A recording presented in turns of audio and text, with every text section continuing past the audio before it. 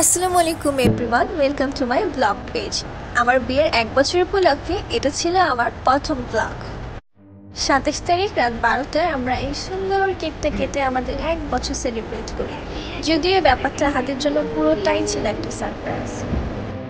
তারপর এই তো আমরা দুজন কেকটা কাটছি। আমরা কিছু পিকচার্সও তুলেছিলাম। সন্ধ্যায় আমরা দুজন মিলে একটু ঘুরতে বেরিয়েছিলাম, তো আমি রেডি হয়ে একটু ক্লিপ নিয়ে নিলাম। একটু আমরা রিক্সায় করে যাচ্ছিলাম, যেহেতু রেস্টুরেন্টটা আমাদের বাসার কাছেই, তাই আমরা রিক্সাতেই যাচ্ছিলাম। আমরা গিয়েছিলাম মিরপুর 11.5 রেভ রেস্টুরেন্টে। আমি একটু ঢং করে করে উঠতেছি আর হাত ভিডিও করে দিচ্ছিল।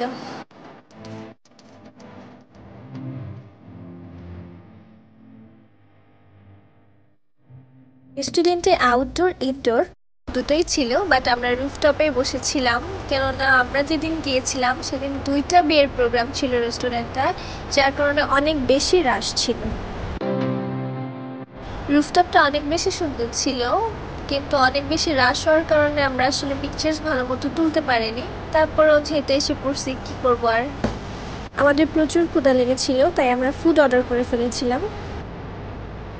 এটা আমি একটা ওরিও স্মুদি নিয়েছিলাম, এটা অনেক মজা ছিল। তারপর এটা আমি খাচ্ছিলাম আর রাহাত আমাকে ভিডিও করে দিচ্ছিল, আমি একটু ঢং করে করে খাচ্ছিলাম এটা।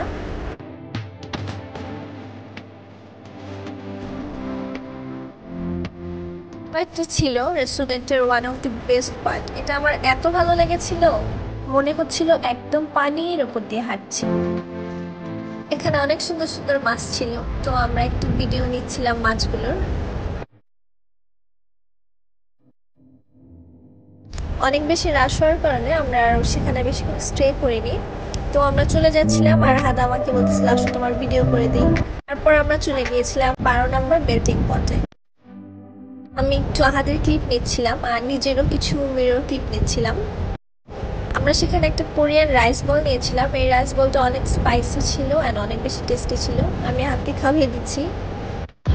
আমরা ঘোরাফেরা শেষে বাসায় ব্যাক করছিলাম, তখন রিক্সায় কিছু ভিডিও করছিলাম। হাত বলতেছিল যে আমরা সব ভিডিও শেষে টাটা বলবো, তো আমি সেই ক্লিপটাই নিচ্ছিলাম।